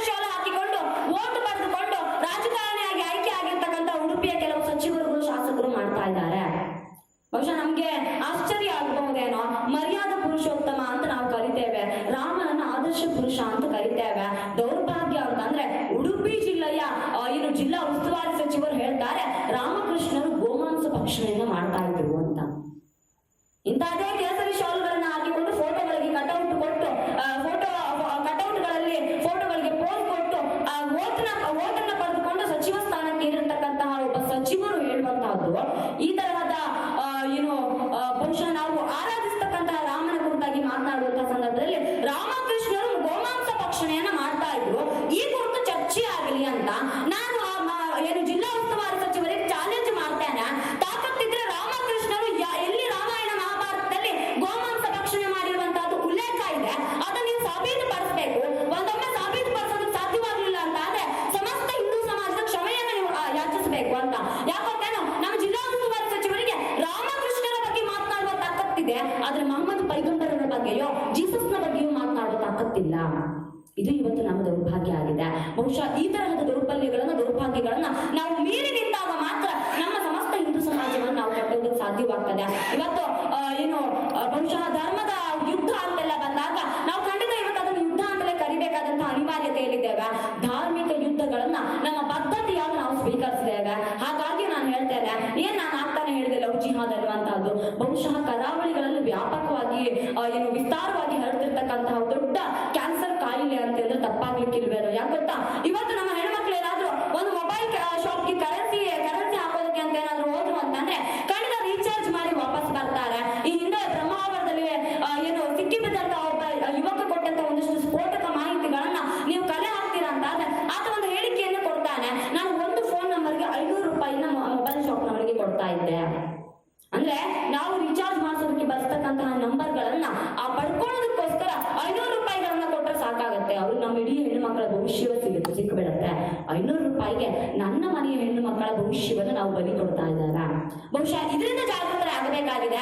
ಕಳೆದ ಬಾರಿ ನಡೆದಂತಹ ಒಂದು 3 ವರ್ಷದ ಹಿಂದೆ ನಡೆದಂತಹ ಘಟನೆ ಬಹುಶಃ ಬಹುತೇಕರಿಗೆ ಈ ವಿಚಾರವಾಗಿ ಗೊತ್ತಿರಬಹುದೇನೋ. ಒಬ್ಬ ಹೆಣ್ಣು ಮಕ್ಕಳು ಕರೆನ್ಸಿ ಹಾಕೋದಕ್ಕೆ ಅಂತ ರಿಚಾರ್ಜ್ ಶಾಪ್ ಹೋಗ್ತಾಳೆ, ರಿಚಾರ್ಜ್ ಮಾಡಿ ಹಿಂದೆ ಬರ್ತಾಳೆ, 10 ಹೆಜ್ಜೆ ಇಟ್ಟಿಲ್ಲ, ಅಲ್ಲಿಂದ ಒಂದು ಮೆಸೇಜ್ ಬರುತ್ತೆ ಕರೆನ್ಸಿ ಬಂತ ಅಂತ. ಆಕೆ ರೆಸ್ಪಾನ್ಸ್ ಮಾಡೋದಿಲ್ಲ. ಒಂದು ಫೋನ್ ಬರುತ್ತೆ, ಮೇಡಮ್ ಕರೆನ್ಸಿ ಬಂತ ಅಂತ. ಬಂತು, ಒಂದು ಫೋನ್ ಕಟ್ ಮಾಡ್ತಾಳೆ. ಮತ್ತೆ ಪುನಃ ಕಾಲ್ ಬರುತ್ತೆ, ಮೇಡಮ್ ನೀವು ಎದುರುಗಡೆ ಒಂದು ಹೇರ್ ಸ್ಟೈಲ್ ಮಾಡಿದಿರಲ್ಲ ತುಂಬಾ ಚೆನ್ನಾಗಿದೆ ಅಂತ. ಅಲ್ಲಿಗೆ ಒಂದು ಹೇರ್ ಸ್ಟೈಲ್ ನ ಒಂದು ಏನು ಕಮೆಂಟ್ಗೆ ಒಂದು ಇಡೀ ಹೆಣ್ಣು ಮಗಳ ಭವಿಷ್ಯ ಹಾಳಾಗಿ ಹೋಗುತ್ತೆ. ಆ ಹೆಣ್ಣು ಮಗಳ ಅವತ್ತಿನ ಆ ಕಮೆಂಟ್ಗೆ ಬಲಿಯಾಗುವಂತಹ ಒಂದು ರೀಪ್ಲೇ ಕೊನೆಗೆ ಎಂಡ್ ಆಗೋದೇನಿರುತ್ತೇನೋ. ಬಹುಶಃ ಇದು ನಿಜವಾಗ್ಲೂ ನಡೆದಂತಹ ಘಟನೆ, ಯಾವುದು ಕಟ್ಟುಕತೆಗಳಲ್ಲ. ಸಾಮಾನ್ಯವಾಗಿ ಹೇಳ್ತಾರೆ ವಿಶ್ವ ಹಿಂದೂ ಪರಿಷತ್ ಬಜರಂಗ ದಳದವರ ಕಾರ್ಯಕ್ರಮಗಳಲ್ಲಿ ನಾವು ಎಲ್ಲ ಸುಳ್ಳು ಹೇಳ್ತೇವೆ ಅಂತ. ಇದು ಸಾಬೀತಾಗಿರ್ತಕ್ಕಂತಹ ಘಟನೆ. ಆ ಹೆಣ್ಣುಮಗಳ ಪೊನ್ನಾಣಿಯನ್ನು ತಪ್ಪಿಸಿಕೊಂಡು ಬಂದಂತಹ ಹೆಣ್ಣುಮಗಳು ಹೇಳಿರ್ತಕ್ಕಂತಹ ತನ್ನ ಅನುಭವದ ಮಾತುಗಳಿದ್ದು ಆ ಹೆಣ್ಣುಮಗಳು ಆ ಮೆಸೇಜ್ಗೆ ರೆಸ್ಪಾನ್ಸ್ ಮಾಡಿದ ನಂತರ ಅಲ್ಲಿಂದ ಬೆಳೆಯುವಂತಹ ಸ್ನೇಹ ಸಂಬಂಧ ಕೊನೆಯಾಗೋದೇನು ಗೊತ್ತೇನೋ, ಪಕ್ಕದ ಕಾಸರಗೋಡಿನಲ್ಲಿರ್ತಕ್ಕಂತಹ ಪೊನ್ನಾಣಿ ಅನ್ನುವಂತಹ ಮತಾಂತರ ಕೇಂದ್ರದಲ್ಲಿ ನಮಗಿವತ್ತು ಊಹೆ ಕೂಡ ಮಾಡ್ಕೊಳ್ಳೋದಕ್ಕೆ ಆಗದಂತಹ ಮಟ್ಟಿನಲ್ಲಿ ಸಮಸ್ಯೆಯನ್ನು ನಾವಿವತ್ತಿದ್ದೇವೆ. ಯಾಕಂತಂದ್ರೆ ಪೊನ್ನಾಣಿಯಲ್ಲಿ ಇವತ್ತು ನಡೀತಿರ್ತಕ್ಕಂತಹ ಮತಾಂತರಗಳ ಸಂಖ್ಯೆ ಇವತ್ತು ನಮ್ಮ ಜನನ ಪ್ರಮಾಣಗಳಿಗಿಂತ ಜಾಸ್ತಿ ಇದೆ. ಸರಾಸರಿ 32,000 ಜನ ಹೆಣ್ಣು ಮಕ್ಕಳನ್ನ ಕರಾವಳಿ ಭಾಗದಿಂದ ಏನು ಕರೆದುಕೊಂಡು ಹೋಗಿ ಮತಾಂತರ ಮಾಡಲಾಗ್ತದೆ. ಬಹುಶಃ ಮೊನ್ನೆ ತಾನೇ ಒಂದು ಪೇಪರ್ ನ ರಿಪೋರ್ಟ್ ಕೂಡ ಬರುತ್ತೆ. 3 ಬಾರಿ ಹೇಬಿಯಸ್ ಕಾರ್ಪಸ್ ಹಾಕಿದ ನಂತರ ಒಬ್ಬ ತಂದೆ 3 ಬಾರಿ ಕೋರ್ಟ್ಗೆ ಹೇಬಿಯಸ್ ಕಾರ್ಪಸ್ ಹಾಕಿದ ನಂತರ ಆ ಹೆಣ್ಣು ಮಕ್ಕಳನ್ನ ಕೋರ್ಟ್ಗೆ ಪ್ರೊಡ್ಯೂಸ್ ಮಾಡಲಾಗುತ್ತೆ. ಅಷ್ಟು ಸಂಕಷ್ಟಗಳನ್ನ ಮೀರಿಯೂ ಕೂಡ ನಾವು ಇವತ್ತು ನಮ್ಮ ಹೆಣ್ಣು ಮಕ್ಕಳನ್ನ ಕಾಪಾಡಿಕೊಳ್ಳಲಾಗದಂತಹ ಪರಿಸ್ಥಿತಿಯಲ್ಲಿದ್ದೇವೆ. ಮೊನ್ನೆದೇನೋ ಕೋರ್ಟ್ ಏನು ತಂದೆ ತಾಯಿಯ ಜೊತೆ ಹೋಗಬೇಕು ಆ ಹೆಣ್ಣು ಮಗಳು ಅಂತ ಕಳಿಸಿಕೊಟ್ರು. ಆದ್ರೆ ಒಬ್ಬ ಹೆಣ್ಣು ಮಗಳನ್ನ ಉಳಿಸಿಕೊಳ್ಳೋದಕ್ಕೋಸ್ಕರ ಆ ಮಾಜಿ ಸೈನಿಕ ತಂದೆ 3 ಸಾರಿ ಕೋರ್ಟ್ ನ ಬಾಗಿಲನ್ನು ಬಡಿಬೇಕಾಯ್ತು. ಆದ್ರೆ ಕಾಣಿಯಾಗಿರ್ತಕ್ಕಂಥ 32,000 ಹೆಣ್ಣು ಮಕ್ಕಳ ಸಂಖ್ಯೆ ಇದೆಯಲ್ಲ, ಆ 32,000 ಹೆಣ್ಣು ಮಕ್ಕಳ ಪರಿಸ್ಥಿತಿ ಮತ್ತು ಆ ತಂದೆ ತಾಯಿಯಂದ್ರ ಏನು ಸಂಕಟವನ್ನು ಒಮ್ಮೆ ಯೋಚನೆ ಮಾಡಿ ನೋಡಿ. ಆ ಪರಿಸ್ಥಿತಿ ನಾಳೆ ನನ್ನ ಮನೆ ಹೆಣ್ಣು ಮಕ್ಕಳಿಗೆ ಬರಬಾರದು. ಅಂತಹ ಜಾಗೃತಿಯನ್ನು ಬೇರೆ ಯಾರು ಕೊಡೋದಕ್ಕೆ ಸಾಧ್ಯವಾಗೋದಿಲ್ಲ. ನಮ್ಮ ಮನೆಯಲ್ಲಿರ್ತಕ್ಕಂಥ ಅಣ್ಣ ತಮ್ಮಂದ್ರೆ ಕೊಡಬೇಕಾಗಿದೆ. ಆ ಜಾಗೃತಿಯನ್ನು ಇವತ್ತು ನಾವು ಕೊಡದೆ ಹೋದ್ರೆ ಬಹುಶಃ ಮುಂದಿನ ದಿನಗಳಲ್ಲಿ ನಮ್ಮ ಮನೆಯ ಹೆಣ್ಣು ಮಕ್ಕಳನ್ನ ಕೈ ತಪ್ಪಿ ಹೋದ ನಂತರ ನಾವು ತಲೆ ಮೇಲೆ ಕೈ ಹೊತ್ತು ಕೂತ್ಕೊಳ್ಳೋ ಪ್ರಯೋಜನ ಆಗೋದಿಲ್ಲ. ಇವತ್ತು ಪೊನ್ನಾಣಿಯಲ್ಲಿ ನಡೀತಿರ್ತಕ್ಕಂಥದ್ದು ಅಷ್ಟೇ. ಒಂದು ಹೆಣ್ಣು ಮಗಳ ಕಿಡ್ನಾಪ್ ಕೇಸು ಅಥವಾ ಅಪಹರಣ ಆಗುವಂತ ಅಥವಾ ಮಿಸ್ಸಿಂಗ್ ಕೇಸ್ಗಳನ್ನ ನೀವು ಕೊಟ್ಟು ನೋಡಿ. ಇಲ್ಲಿರ್ತಕ್ಕಂಥ ಯಾವುದೇ ಪೊಲೀಸ್ ಸ್ಟೇಷನ್ಗಳಿಗೆ ಹೆಣ್ಣು ಮಗಳು ಮಿಸ್ಸಿಂಗ್ ಆಗಿದ್ದಾಳೆ ಅಂತ ಒಂದು ಕಂಪ್ಲೇಂಟ್ ಕೊಟ್ಟು ನೋಡಿ. ಮೊದಲ ಫೋನ್ ಹೋಗೋದು ಇಲ್ಲಿ ಗೊತ್ತೇನು, ಕಾಸರಗೋಡು ಚೆಕ್ ಪೋಸ್ಟ್ಗೆ. ಪೊಲೀಸ್ ಡಿಪಾರ್ಟ್ಮೆಂಟ್ಗಳಿಗೂ ಗೊತ್ತು ಇವತ್ತು ಪೊನ್ನಾಣಿಯ ಕೇಂದ್ರದಲ್ಲಿ ಮತಾಂತರ ಆಗ್ತಾ ಇದೆ, ಕರಾವಳಿ ಭಾಗದಲ್ಲಿ ಇಂತಹದೊಂದು ಲವ್ ಜಿಹಾದ್ನ ಜಾಲ ವ್ಯಾಪಕವಾಗಿ ಹರಡಿದೆ ಅಂತ. ಆದ್ರೂ ಅಸಹಾಯಕರಾಗಿ ಕೂತ್ ಬಿಟ್ಟಿದ್ದಾರೆ. ಯಾಕೆ ಗೊತ್ತೇನು, ನಾವೇ ಓಟ್ ಹಾಕಿ ಕಳಿಸಿದೀವಲ್ಲ ಅವರನ್ನ. ಏನ್ ಮಾಡೋದಕ್ಕೆ ಸಾಧ್ಯವಾಗುತ್ತೆ? ಯಾವಾಗ ಹಿಂದೂ ಒಬ್ಬ ವೋಟ್ ಬ್ಯಾಂಕ್ ಆಗಿ ಪರಿವರ್ತನೆ ಎಲ್ಲಿಯ ತನಕ ಆಗೋದಿಲ್ವೋ ಅಲ್ಲಿಯ ತನಕ ನಮ್ಮ ಮನೆ ಹೆಣ್ಣು ಮಕ್ಕಳನ್ನ ನಾವಲ್ಲದೆ ಬೇರೆ ಯಾರು ರಕ್ಷಣೆ ಮಾಡೋದಕ್ಕೆ ಸಾಧ್ಯವಾಗೋದಿಲ್ಲ. ನಾನು ಬಹಳ ಸಂದರ್ಭಗಳಲ್ಲಿ ಹೇಳ್ಕೊಳ್ತೇನೆ, ಕೇಸರಿ ಶಾಲ್ ಹಾಕಿರ್ತಕ್ಕಂಥ ಹುಡುಗರು ಅಂತಂದ್ರೆ ಅವ್ರು ಬರೀ ಧನವನ್ನ ರಕ್ಷಣೆ ಮಾಡೋದಕ್ಕೆ, ಬರೀ ಮನೆ ಹೆಣ್ಣು ಹೆಣ್ಣು ಮಕ್ಕಳನ್ನ ರಕ್ಷಣೆ ಮಾಡೋದಕ್ಕಲ್ಲ, ಇಡೀ ಸಮಾಜವನ್ನ ರಕ್ಷಣೆ ಮಾಡೋದಕ್ಕೆ ಅಂತ. ಆದ್ರೆ ಒಂದು ಸಲ ನಾವೆಲ್ಲ ಕೈ ಕೊಟ್ಕೊಂಡು ಕುತ್ಕೊಳ್ಬೇಕಾಗಿದೆ. ಯಾಕೆ ಗೊತ್ತೇನು, ಎಲ್ಲೇ ತನಕ ಹುಡುಗರು ಕೈ ಕೊಟ್ಕೊಂಡು ಕುತ್ಕೊಳ್ಳೋದಿಲ್ವೋ ಅಲ್ಲೇ ತನಕ ನಮ್ಮ ಮನೆ ಹೆಣ್ಣು ಮಕ್ಕಳು ಎಚ್ಚರ ಆಗೋದಿಲ್ಲ. ಬಹುಶಃ ಸಾಮಾನ್ಯವಾಗಿ ಸಂಸಾರದ ಜವಾಬ್ದಾರಿಗಳನ್ನು ಕೂಡ ನಾವು ಹಾಗೆ ಮಾಡ್ತೇವೆ. ನಮ್ಮ ಸಮಾಜದಲ್ಲಿ ಒಂದಷ್ಟು ಸಂಸಾರಗಳ ಉದಾಹರಣೆಗಳನ್ನು ನಾವು ತೆಗೆದುಕೊಳ್ಳೋದಾದ್ರೆ, ಯಾವ ಮನೆಯಲ್ಲಿ ವ್ಯಕ್ತಿಯೊಬ್ಬ ಏನು ಆ ಮನೆಯ ಯಜಮಾನನೊಬ್ಬ ಏನು ಜವಾಬ್ದಾರಿಯನ್ನು ತೆಗೆದುಕೊಳ್ಳೋದಿಲ್ವೋ ಆಗ ಆ ಮನೆಯ ಹೆಣ್ಣು ಮಗಳು, ಆ ಮನೆಯ ಏನು ತಾಯಿ ಜವಾಬ್ದಾರಿಯನ್ನು ತೆಗೆದುಕೊಳ್ತಾಳೆ. ಈಗ ನಾನು ಮತ್ತೆ ಕೋರಿಕೊಳ್ತೇನೆ, ಬಹುಶಃ ನೀವು ಇದನ್ನು ನನಗೆ ಭಿಕ್ಷೆ ಹಾಕಿದ್ರು ಪರವಾಗಿಲ್ಲ, ಇವತ್ತು ಹಿಂದೂ ಸಮಾಜ ನಿಮ್ಮಿಂದ ಅಂತದ್ದೊಂದು ಜಾಗೃತಿಯನ್ನ, ಅಂತದ್ದೊಂದು ಜವಾಬ್ದಾರಿಯನ್ನ ಎದುರು ನೋಡ್ತಾ ಇದೆ. ಇವತ್ತು ಹುಡುಗರ ಮೇಲೆ ಜವಾಬ್ದಾರಿಯನ್ನು ಹೊರಿಸಿ ನಿರಾಳರಾಗುವಂತಹ ಕಾಲ ಅಲ್ಲ, ಬದಲಾಗಿ ನೀವುಗಳು ಜಾಗೃತರಾಗಬೇಕಾಗಿದೆ. ಎಲ್ಲಿಯವರೆಗೆ ಮತಾಂಧ ಜಹಾದ್ ಶಕ್ತಿಗಳ ವಿರುದ್ಧ ನನ್ನ ಮನೆಯ ಹೆಣ್ಣು ಮಕ್ಕಳು ಕತ್ತಿ ಹಿಡಿದು ಹೋರಾಟ ಮಾಡೋದಿಲ್ವೋ ಅಲ್ಲಿ ತನಕ ನಮ್ಮ ಧರ್ಮವನ್ನು ರಕ್ಷಣೆ ಮಾಡೋದಕ್ಕೆ ಸಾಧ್ಯವೇ ಆಗೋದಿಲ್ಲ. ಬಹುಶಃ ತಾಯಿ ಕಲ್ಪನಾ ದೇವಿಯ ಹೋರಾಟವನ್ನು ನಾವು ನೆನೆಸ್ಕೊಂಡ್ರೆ, ನೀವು ಚಿತ್ರಗಾಂಗನ ಹೋರಾಟದ ಇತಿಹಾಸವನ್ನ ಕೆದಕ್ತಾ ಹೋದ್ರೆ ತಾಯಿ ಕಲ್ಪನಾ ದೇವಿ ಅಂತದೊಂದು ಕ್ರಾಂತಿಕಾರಿ ಹೆಜ್ಜೆಯನ್ನು ಇಡ್ತಾಳೆ. ಇವತ್ತು ನಾವು ಮತ್ತೆ ಆ ಕಲ್ಪನಾ ದೇವಿ ಅಂತ ಆಗಬೇಕಾಗಿದೆ. ನಾವು ಇವತ್ತು ಮತ್ತೆ ಝಾನ್ಸಿ ರಾಣಿ ಲಕ್ಷ್ಮೀಬಾಯಿ ನೆನೀತೇವೋ ಇಲ್ಲೋ ಗೊತ್ತಿಲ್ಲ, ಮತ್ತೆ ನಮ್ಮ ಮನೆಯಲ್ಲಿ ಕಿತ್ತೂರು ರಾಣಿ ಚೆನ್ನಮ್ಮ ಹುಟ್ಟಿಕೊಳ್ತಾಳೋ ಇಲ್ಲೋ ಗೊತ್ತಿಲ್ಲ. ಆದ್ರೆ ನನ್ನ ಮನೆಯ ಹೆಣ್ಣು ಮಕ್ಕಳನ್ನು ಕಾಪಾಡಿಕೊಳ್ತಕ್ಕಂತಹ, ನನ್ನ ಮನೆಯ ಆತ್ಮಗೌರವವನ್ನ, ನನ್ನ ಹಿಂದೂ ಸಮಾಜದ, ನನ್ನ ಧರ್ಮದ ಆತ್ಮಗೌರವವನ್ನು ಕಾಪಾಡಿಕೊಳ್ತಕ್ಕಂತಹ ಪರಿಸ್ಥಿತಿಗೆ, ಅಂತಹದೊಂದು ಜವಾಬ್ದಾರಿಗೆ ನನ್ನ ಮನೆಯ ಹೆಣ್ಣು ಮಕ್ಕಳು ಬಂದು ನಿಲ್ಲಬೇಕಾಗಿದೆ. ಹಾಗೆ ಬಂದು ನಿಲ್ಲದೆ ಹೋದ್ರೆ ಬಹುಶಃ ಮುಂದೆ ಆ ಕಾದಿರ್ತಕ್ಕಂತಹ ಸಮಸ್ಯೆಗೆ ನಾವೇ ಜವಾಬ್ದಾರರಾಗ್ತೇವೆ, ನಾವೇ ನಾಳೆ ಅದಕ್ಕೆ ಉತ್ತರಿಸಬೇಕಾಗ್ತದೆ. ಅಂತಹದೊಂದು ದೌರ್ಭಾಗ್ಯವನ್ನ ನಾವು ಪಡೆದುಕೊಳ್ಳೋದು ಬೇಡ, ಬದಲಿಗೆ ನೀವುಗಳು ಜಾಗೃತರಾಗಿ. ಬಹಳ ಸಂದರ್ಭಗಳಲ್ಲಿ ನಮಗೆ ಅನ್ಸುತ್ತೆ, ಯಾಕೆ ಬೇಕು ಇಂಥದ್ದೊಂದಿಷ್ಟು ಧರ್ಮ ಜಾಗೃತಿ ಕೆಲಸ, ನಾವು ನಮ್ಮ ಜೀವನವನ್ನು ನೋಡ್ಕೊಂಡು ಬಿಡೋಣ ಅಂತ ಇಲ್ಲಿರ್ತಕ್ಕಂಥ ಬಹುತೇಕರಿಗೆ ಅನ್ನಿಸಿ ಬಿಟ್ಟಿರಬಹುದು.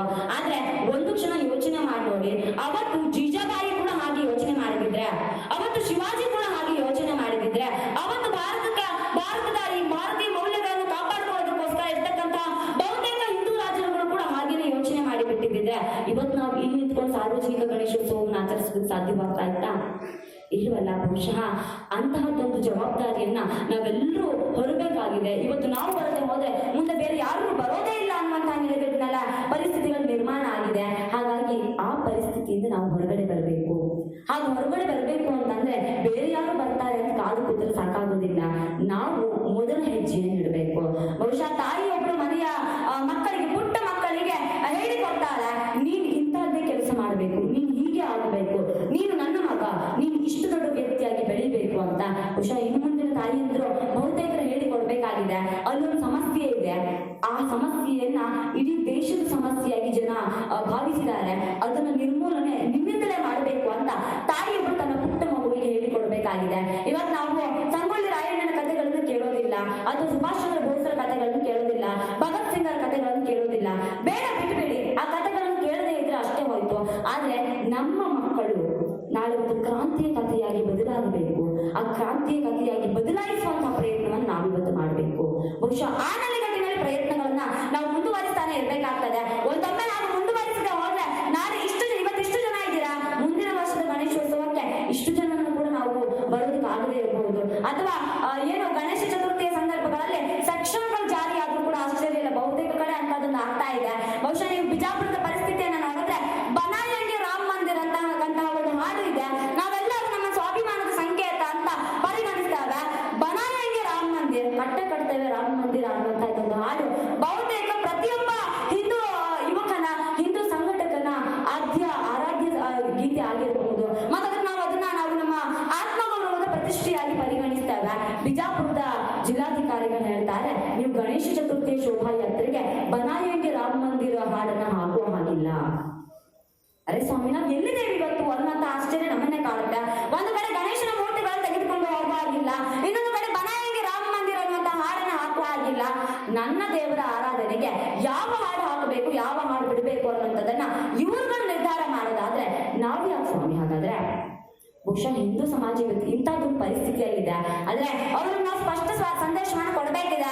ನೀವು ಬನಾಯಂಗೆ ರಾಮ ಮಂದಿರ ಹಾಡನ್ನ ಹಾಕೋದಕ್ಕೆ ಬಿಡ್ತೀರೋ ಇಲ್ಲೋ ಗೊತ್ತಿಲ್ಲ, ಆದ್ರೆ ರಾಮ ಮಂದಿರವನ್ನಂತೂ ನಾವು ಕಟ್ಟೇವೆ. ಅಲ್ಲೂ ಕಟ್ಟುವಾಗ ರಾಮ ಮಂದಿರಕ್ಕಿಂತ ಮುಂಚೆ ಗಲ್ಲಿಗಳಲ್ಲಿ ಇನ್ನೊಂದಷ್ಟು 100 ರಾಮ ಮಂದಿರಗಳು ನಿರ್ಮಾಣ ಆಗುತ್ತೆ ಅನ್ನುವಂತ ಸಂದೇಶವನ್ನ ಇಡೀ ಸಮಸ್ತ ಹಿಂದೂ ಸಮಾಜ ಕೊಡಬೇಕಿದೆ.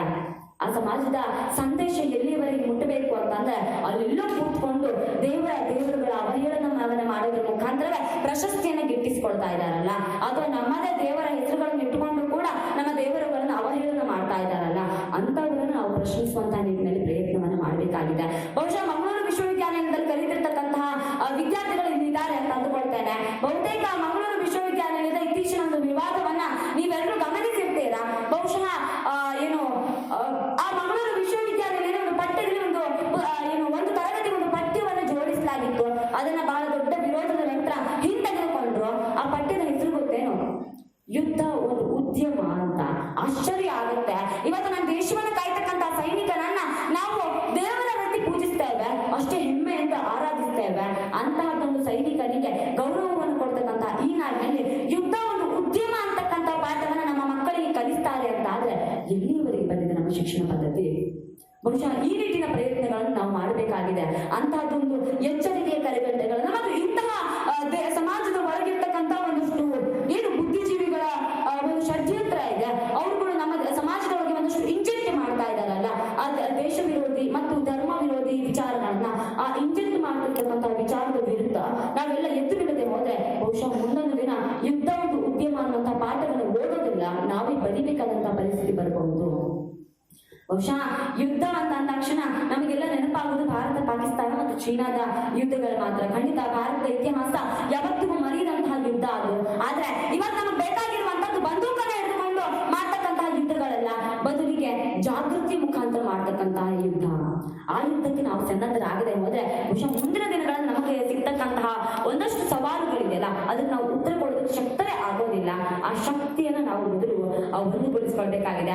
ವಿಘ್ನ ವಿನಾಶಕ ಏನು ಗಣೇಶನನ್ನು ನಾವು ನೆನಪಿಸ್ಕೊಳ್ತೇವೆ, ಆತನನ್ನು ಆರಾಧಿಸ್ತೇವೆ. ಅವನನ್ನು ಆರಾಧಿಸೋದಕ್ಕೂ ಮುನ್ನ ಆತನಿಗಿರ್ತಕ್ಕಂಥ ಸಂಕಷ್ಟಗಳನ್ನು ಕೂಡ ನಾವಿವತ್ತು ನಿವಾರಣೆ ಮಾಡಬೇಕಾದಂತಹ ಪರಿಸ್ಥಿತಿಯಲ್ಲಿದೆ. ಗಣೇಶ ನಮ್ಮ ಸಂಕಷ್ಟಗಳನ್ನು ನಿವಾರಣೆ ಮಾಡೋದಲ್ಲ, ನಾವು ಗಣೇಶನ ಹಬ್ಬವನ್ನು ಆಚರಿಸೋದಕ್ಕಿರುವಂತಹ ಸಂಕಷ್ಟಗಳನ್ನ ನಿವಾರಣೆ ಮಾಡಿಕೊಳ್ಳಬೇಕಾದಂತಹ ಅನಿವಾರ್ಯತೆಯಲ್ಲಿದ್ದೇವೆ. ಬಹುಶಃ ನಿಮ್ಗೆಲ್ಲ ಗೊತ್ತಿರಬಹುದು, ಕಳೆದ ತಿಂಗಳು ಒಂದು ಘೋಷಣೆ ಒಂದಷ್ಟು ಆದೇಶಗಳು ಹೊರಬಿತ್ತು. ಇಂತಹದ್ದೇ ಒಂದು ಚಿಕ್ಕ ಗಣೇಶನ ಉತ್ಸವವನ್ನು ಮಾಡ್ತೀರಾ ಅಂತ ಆದ್ರೆ ನೀವು 10 ಲಕ್ಷದ ಬಾಂಡ್ ಅನ್ನು ಇಡಬೇಕು ಅಂತ. ನಗು ಬರುತ್ತೆ. ಇಂಥದ್ದೊಂದು ಕಾರ್ಯಕ್ರಮಗಳನ್ನ ಮಾಡಬೇಕು ಅಂತಂದ್ರೆ ಸಂಘಟಕರು ಬೆವರು ಹರಿಸಿರ್ತಾರೆ. ಅವರ ಬೆವರಿನ ಹಿಂದಿನ ಪರಿಶ್ರಮ ಅವರಿಗಷ್ಟೇ ಗೊತ್ತಾಗ್ತದೆ. ಆದ್ರೆ ಅಲ್ಲೆಲ್ಲೋ ಕುತ್ಕೊಂಡು ಆದೇಶ ಮಾಡುವವರಿದಾರಲ್ಲ, ಅವ್ರು ಹೇಳ್ತಾರೆ ಒಂದು ಗಣೇಶೋತ್ಸವವನ್ನು ಆಚರಿಸಬೇಕು ಅಂತಾದ್ರೆ ನೀವು 10 ಲಕ್ಷ ರೂಪಾಯಿ ಬಾಂಡ್ ಅನ್ನ ಇಡಬೇಕು. ಬಹುಶಃ ಇದನ್ನ ಬೇರೆ ಯಾವ ಧರ್ಮೀಯರ ಕಾರ್ಯಕ್ರಮಗಳಿಗೆ ಮಾಡ್ತಾರೋ ಇಲ್ಲೋ ಗೊತ್ತಿಲ್ಲ, ಆದ್ರೆ ಹಿಂದೂ ಧರ್ಮೀಯರ ಹಬ್ಬಗಳಿಗಂತೂ ಮಾಡ್ತಾರೆ. ಹೋದ ವರ್ಷ ಗಣೇಶ ಚತುರ್ಥಿ ಸೆಪ್ಟೆಂಬರ್ 5ರಂದು ಬಂದಿತ್ತು. ಆಗಿನ ಪರಿಸ್ಥಿತಿಗಳು ನಿಮ್ಗೆ ನೆನಪಿರ್ಬಹುದು. ಸೆಪ್ಟೆಂಬರ್ 5 ಗಣೇಶ ಚತುರ್ಥಿ, ಅದು ಸರ್ಕಾರ ರಜೆ ಕೊಟ್ಟಿದ್ದು ಮಾತ್ರ ಸೆಪ್ಟೆಂಬರ್ 6ಕ್ಕೆ. ನಮ್ಮ ಹಬ್ಬಗಳನ್ನ ಆಚರಿಸಿದಂತೆ ನಮ್ಮ ಹಬ್ಬಗಳ ಮೌಲ್ಯಗಳನ್ನ ತಡೆಗಟ್ಟುವ ನಿಟ್ಟಿನಲ್ಲೇ ಒಂದಷ್ಟು ಷಡ್ಯಂತ್ರಗಳನ್ನ ಮಾಡ್ತಾ ಇದ್ದಾರೆ. ಆ ಷಡ್ಯಂತ್ರಗಳನ್ನ ಹೊರಗಿನವರು ಮಾಡ್ತಾ ಇಲ್ಲ, ನಮ್ಮವರೇ ಮಾಡ್ತಾ ಇದ್ದಾರೆ. ಆ ನಮ್ಮವರು ಮಾಡ್ತಕ್ಕಂಥ ಯೋಚನೆಗಳಿದೆಯಲ್ಲ, ಅದಕ್ಕೆ ನಾವು ಕಡಿವಾಣವನ್ನು ಹಾಕದೆ ಹೋದ್ರೆ ಬಹುಶಃ ಮುಂದಿನ ದಿನಗಳಲ್ಲಿ ಇಂತಹ ಹಬ್ಬಗಳನ್ನ ನಮ್ಗೆ ಆಚರಿಸಲು ಸಾಧ್ಯವಿಲ್ಲ. ಮನೆಯೊಳಗೆ ಕೂತ್ಕೊಂಡು 4 ಗೋಡೆಯೊಳಗೆ ಕೂತ್ಕೊಂಡು ಕೂಡ ನಮ್ಮ ದೇವರನ್ನ ಆರಾಧಿಸೋದಕ್ಕೆ ನಮಗೆ ಸಾಧ್ಯವಾಗದೇ ಇರಬಹುದು.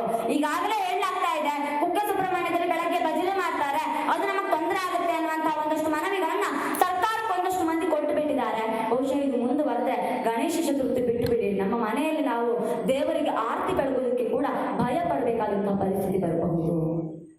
ಇಂತಹದೊಂದು ಸಂಕಷ್ಟಗಳ ನಡುವಿರ್ತಕ್ಕಂತಹ ಪರಿಸ್ಥಿತಿಯನ್ನ ನಿವಾರಣೆ ಮಾಡಬೇಕು ಅಂತ ಆದ್ರೆ ನಾವು ಮಾತ್ರ ಜಾಗೃತರಾದ್ರೆ ಸಾಲದು, ನಮ್ಮ ಮನೆಯ ಮಕ್ಕಳನ್ನ ಜಾಗೃತರನ್ನಾಗಿ ಮಾಡಬೇಕು. ಆ ನಿಟ್ಟಿನ ಪ್ರಯತ್ನಗಳನ್ನ ನಾವು ಮುಂದುವರಿಸಬೇಕಾದಂತಹ ಅನಿವಾರ್ಯತೆಯಲ್ಲಿ ಇವತ್ತಿದ್ದೇವೆ. ಬಹುಶಃ ಇವತ್ತು ಏನು ಸರ್ಕಾರಗಳು ಒಂದಷ್ಟು ನಿಗದಿ ಮಾಡಿವೆ, ಗೊತ್ತಿಲ್ಲ ನನಗೆ ಆ ಗಣೇಶನ ವಿಗ್ರಹ ಎಷ್ಟು ದೊಡ್ಡದಿದೆ ಅಂತ.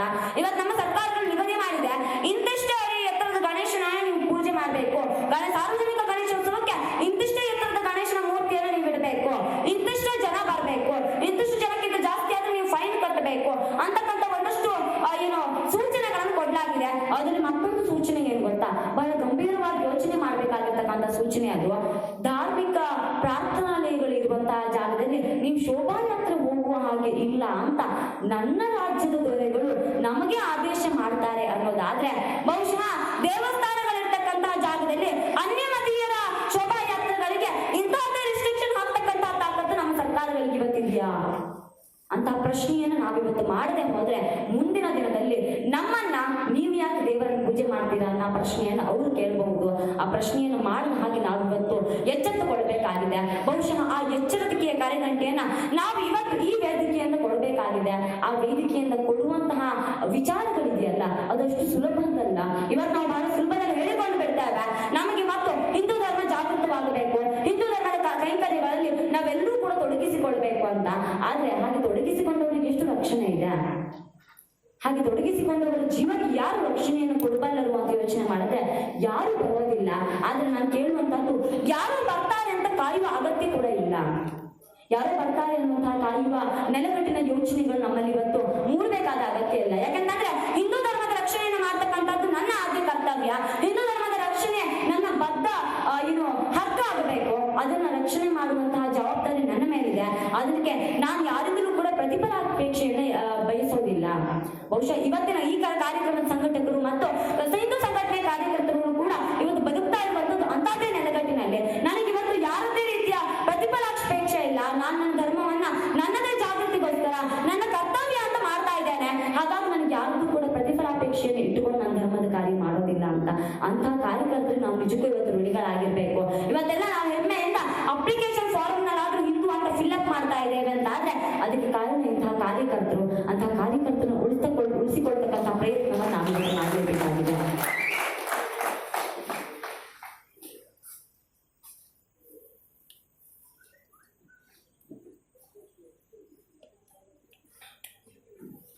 ಕ್ಷಮೆ ಇರಲಿ, ನಿರಂತರವಾಗಿ 3ನೇ ಕಾರ್ಯಕ್ರಮ ಇದು. ಹಾಗಾಗಿ ಒಂದಷ್ಟು ಸುಸ್ತುಗಳು ಖಂಡಿತ ಆಗ್ತಾ ಇದೆ. ಅದಕ್ಕಾಗಿ ಕ್ಷಮೆ ಕೋರ್ತೇನೆ. ಸಂಘಟಕರು ಕೊಟ್ಟಿರ್ತಕ್ಕಂಥ ಸಮಯದ ಅವಧಿಗಿಂತ ಮೊದಲೇ ಕಾರ್ಯಕ್ರಮವನ್ನು ಮುಗಿಸ್ತೇನೆ. ಆ ಭರವಸೆಯನ್ನು ಖಂಡಿತ ಕೊಡ್ತೇನೆ.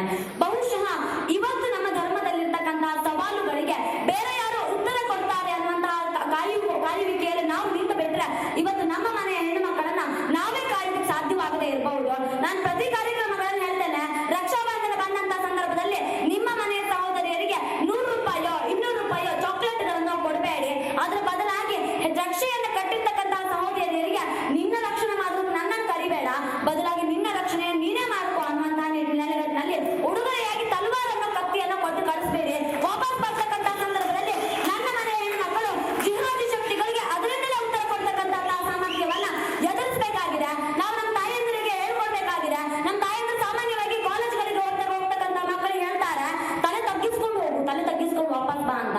ಇನ್ಮೇಲೆ ನನ್ನ ತಾಯಂದಿರು ಡೈಲಾಗ್ ಅನ್ನು ಚೇಂಜ್ ಮಾಡಬೇಕಾಗಿದೆ. ತಲೆ ತಗ್ಗಿಸ್ಕೊಂಡು ಹೋಗೋದಲ್ಲ, ನಿನ್ನನ್ನ ತಲೆ ಎತ್ತಿ ನೋಡ್ತಾನಲ್ಲ ಅವನ ಕಣ್ಣನ್ನು ಕಿತ್ತು ಬಾ ಅನ್ನುವಂತಹ ಸಂದೇಶ ನನ್ನ ತಾಯಂದಿರು ಎಲ್ಲಿಯವರೆಗೆ ಕೊಡೋದಿಲ್ಲ ಅಲ್ಲಿಯವರೆಗೆ ಹಿಂದೂ ಹೆಣ್ಮಕ್ಳು ಜಾಗೃತರಾಗೋದಿಲ್ಲ. ಹಿಂದೂ ಹೆಣ್ಮಕ್ಕಳೆಲ್ಲ ಸಾಮಾನ್ಯವಾಗಿ ಆರಾಧನೆ ಮಾಡ್ತಕ್ಕಂತಹದ್ದು ದುರ್ಗೆಯನ್ನ. ನಾವು ದುರ್ಗೆಯನ್ನ ಕೇವಲ ಮೂರ್ತಿ ರೂಪದಲ್ಲಿಟ್ಟು ಫೋಟೋದಲ್ಲಿಟ್ಟು ಆರಾಧನೆ ಮಾಡೋದಲ್ಲ. ದುರ್ಗೆ ಹೇಗೆ ಹಿಂದೂ ಧರ್ಮದ ಪುರಾಣಗಳಲ್ಲಿ ಬರ್ತಕ್ಕಂಥ ರಾಕ್ಷಸರನ್ನು ಸಂಹಾರ ಮಾಡ್ತಾಳೋ ಇವತ್ತು ನಮ್ಮ ಸಮಾಜದಲ್ಲಿ ರಾಕ್ಷಸರಿದ್ದಾರೆ.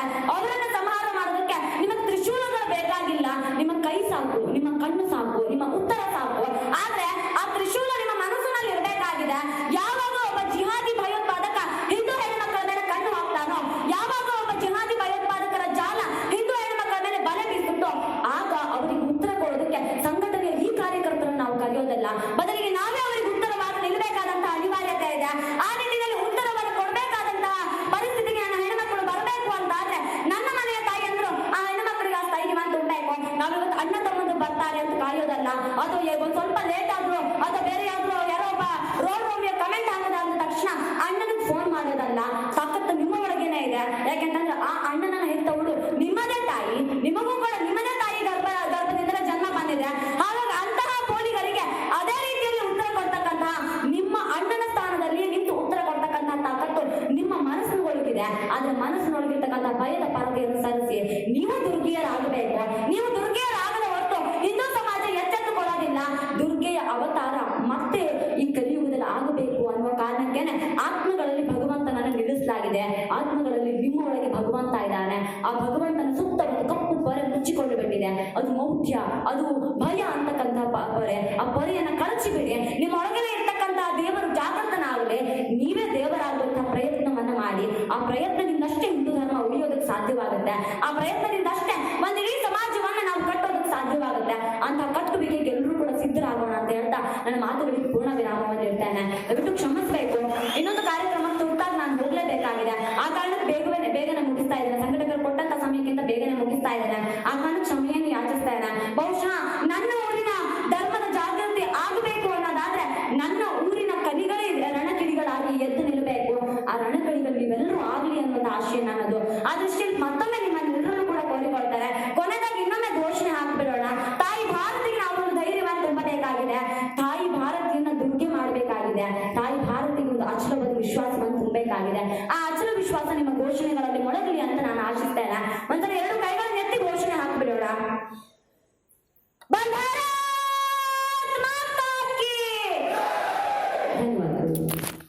ಸುಮಾರು 40 ನಿಮಿಷಗಳ ಕಾಲ ಸವಿಸ್ತಾರವಾಗಿ ಹಿಂದೂ ಸಮಾಜದ ಬಗ್ಗೆ ಮಾತಾಡಿದಂತ ಖ್ಯಾತ ವಾಗ್ಮಿಗಳು ಕುಮಾರಿ ಚೈತ್ರ ಕುಂದಾಪುರವರಿಗೆ ವಿಶ್ವ ಹಿಂದೂ ಪರಿಷತ್ ವತಿಯಿಂದ ತುಂಬ ಧನ್ಯವಾದ ಕೊಟ್ಟ ಕಾರ್ಯಕ್ರಮವನ್ನು ಮುಂದುವರಿಸಿಕೊಂಡು ಹೋಗಿದ್ದೇವೆ.